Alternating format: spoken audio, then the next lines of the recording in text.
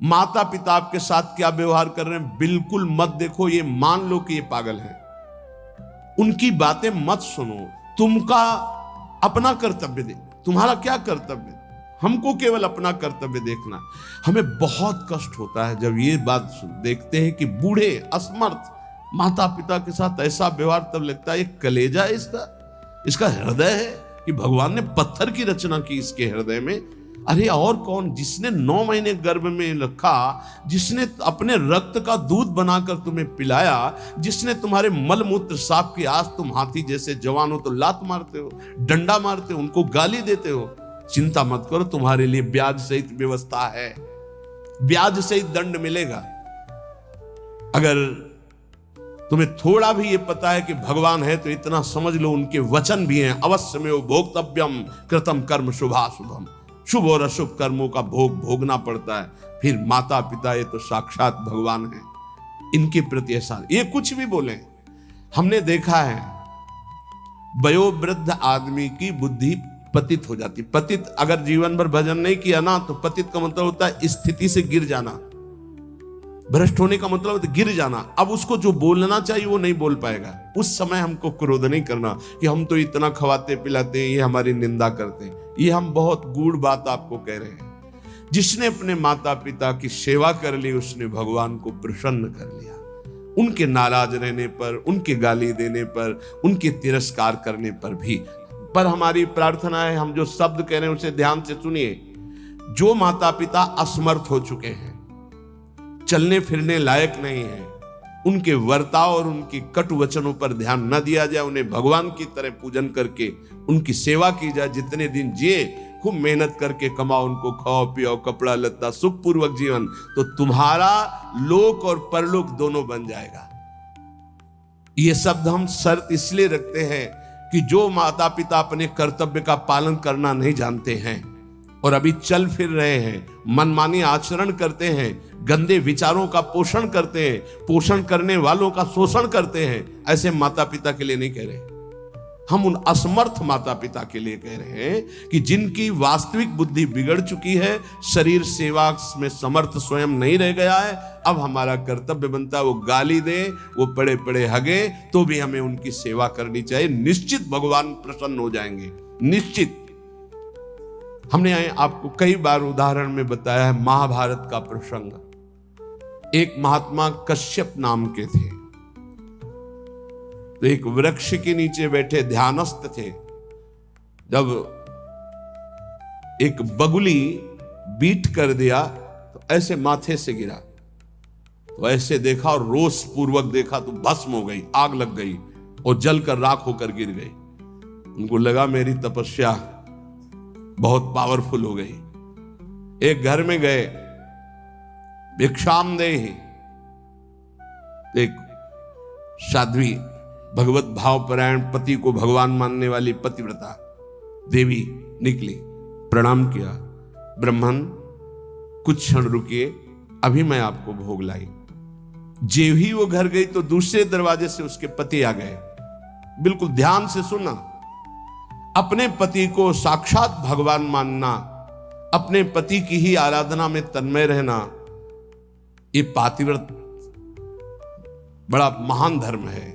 इसी से भगवान शंकर ब्रह्मा और विष्णु को 6-6 महीने के बालक अनसुईया जी ने बना दिया था। लेकिन ये बहुत दुर्लभ बात है जो अपने देह को पावन करके एक पति को समर्पित करके आजीवन वो देवी। ये भारत यति और सतियों का देश है। धर्म की यहां जय जयकार सदैव होती रही, होती रहेगी।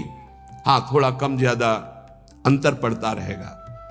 अब आज क्या धर्म को समझे जो बॉयफ्रेंड गर्लफ्रेंड ये दलित दुराएं दिमाग में बैठ गई है, ये क्या समझेंगे कि धर्म किसे कहते, पातिव्रत धर्म किसे कहते, एक पत्नी व्रत किसे कहते हैं, जिसका पाणी ग्रहण किया, आजीवन निर्वाह किया।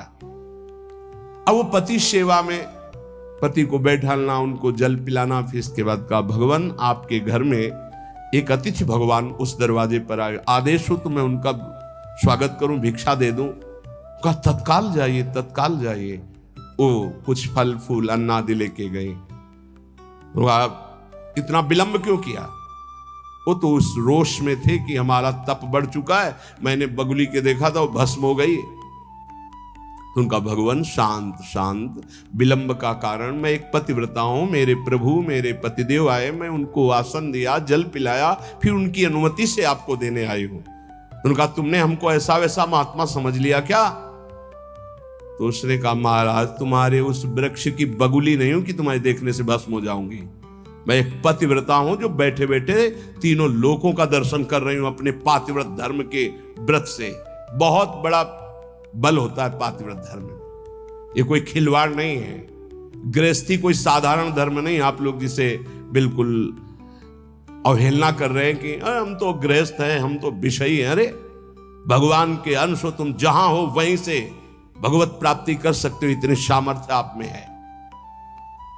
अब तो होश उड़ गए उनके कि ये बात तो केवल मैं ही जानता था कि बगुली को देखने से भस्म हुई, दूसरा कोई नहीं। तो हाथ जोड़ा और कहा देवी तुम्हें कैसे पता है? तो उन्होंने कहा इतना ही नहीं पता, मुझे सब कुछ पता है आपका, मुझे पूर्व जन्म का भी पता है आपका। मैं अपने पति की सेवा के प्रभाव से त्रिकालज्ञ हो चुकी हूं।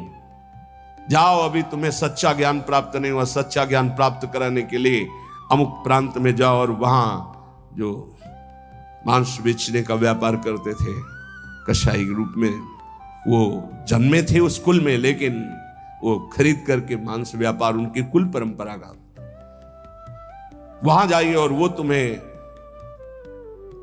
धर्म का उपदेश करेंगे। विचार किया कि इतने सिद्ध महापुरुष ये अपने पातिव्रत धर्म से, मुझे जाना चाहिए।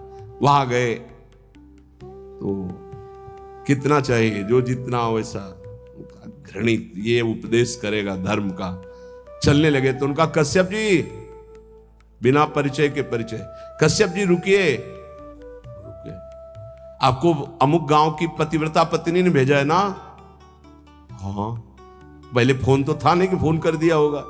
बोले आप रुकिए, मैं अपना व्यापार रूपी पूजा कर्म कर लूं, फिर आपको मैं उपदेश करता हूं।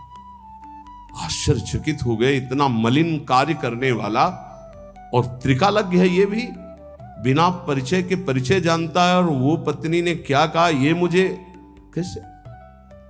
बाद में जब अपनी सेवा से निवृत्त हुए तो दुकान को अपनी प्रणाम किया, पैर छुआ और वो कर्म भगवान को समर्पित किया कि मुझे जिस कुल में जन्म दिया वो मैं कर्म कर रहा हूं और नाम जब निरंतर चलता। उन्होंने कहा पहले तो मैं पूछना चाहता हूं आप इतना निंदनीय कर्म क्यों करते हैं? तो उनका है मेरी कुल परंपरा से चल रहा है। फिर तुमको इतना पवित्र ज्ञान कैसे हो गया तीनों काल का? बोले मैं निरंतर नाम जप करता हूं, अपने कर्म को भगवान की पूजा समझता हूं। और आओ, और घर ले गए और दिखाया कि श्वेत पलंग पर बूढ़े माता पिता बैठे हुए हैं। जाके साष्टांग दंडवत किया। बोले जो उससे धन मिलता है उससे मैं अपने इन भगवान की सेवा करता हूं। रात दिन माता पिता की सेवा के प्रभाव से, नाम जप के प्रभाव से, अपने व्यापार को भगवान की पूजा समझने के प्रभाव से मुझे तीनों काल का ज्ञान है। तो उन्होंने कहा मेरी तपस्या अपूर्ण क्यों है? कश्यप जी ने उन्होंने कहा इसलिए कि तुम अपने माता पिता की अवहेलना कर चुके हो और वो वृद्ध माता पिता भटक रहे हैं, उनकी सेवा छोड़कर उनकी अनुमति के बिना तुम ये ऐसा, जाओ पहले उनकी आज्ञा का पालन करो। आप समझो, महाभारत में पढ़ के देखना, भगवान श्री कृष्ण द्वैपायन व्यास देव जी ने लिखा है। आज उन्हीं माता पिता से जिनसे परम सिद्धि प्राप्त होती है, परम कृपा प्राप्त होती है, ये नादान लोग नहीं जान पा रहे और अपना कर्म नाश कर रहे हैं, कर्म नाश कर रहे हैं, पूरा जीवन नष्ट कर रहे हैं। हम इस विषय में इसलिए बोल रहे हैं कि आजकल बहुत बच्चे उद्दंड हो रहे हैं और ब्याह हुआ तो वही नई बच्चियां जिनको अपने माता पिता का सम्मान करना नहीं आया, वो अपने पति के माता पिता के साथ दुर्व्यवहार करती है, पति के अधीन करके दोनों मिलकर उनको पीड़ा पहुंचाती है। हम वयोवृद्धि की बात कह रहे हैं, हम उनकी बात नहीं कर रहे जो समर्थ हैं, कर सकते हैं, जो शोषण करते हैं हम उनकी बात नहीं कर रहे। हम उनकी बात करें जो असमर्थ हैं, चलने में भी असमर्थ हैं। अब उनके ऊपर डंडे का प्रहार, उनकी पिटाई बिल्कुल ठीक नहीं। हे भ्रातर भोगा सुभुक्ता, जो तुम कर्म कर रहे हो सुभुक्ता तुम्हें भोगना पड़ेगा और बहुत भोग चुके हो। जैसे मां के गर्भ में कितना बड़ा दंड भोगा तुम्हें याद भी नहीं है। इसलिए भवतानापि संसार मध्य, दोबारा इस संसार के बीच में जन्म ना हो, ऐसा उपाय कर लो। क्या? विद्यादान ध्वराद्यैहि कति कति जगति ख्याति पूजाद्य लब्धा। इससे तुम्हारा जन्म मरण नहीं रुकेगा। बहुत पढ़ लिख कर विद्वान हो गए हो तो तुम्हारी ख्याति हो जाएगी, बहुत दान दे दोगे तो तुम्हारा यश हो जाएगा, बहुत भोग सामग्री आहार विहार बांट दोगे, बहुतायत रूप में तुम्हारे पास आ जाएगी, लेकिन तुम्हारा जन्म मरण नहीं रुकेगा। जन्म मरण रुकेगा अद्याहारे पियादृच्छिक उर्गुणवानप्यहो समृतात्मा श्रीमद वृंदावनेस्मिन् सतत मठ सखे सर्वतो मुक्त संगाः। आहार विहार की चिंता छोड़ दो, योगक्षेमम वहाम्यहम का ठेका भगवान लेते हैं। अपने कर्तव्य का धर्म पूर्वक पालन करो, धन की चिंता मत करो। आ जाओ श्री धाम वृंदावन, सत्संग सुनो, उसके अनुसार आचरण करो, साधना भजन करो, तुम्हारा परम मंगल हो जाएगा, आवागमन से मुक्त हो जाओगे।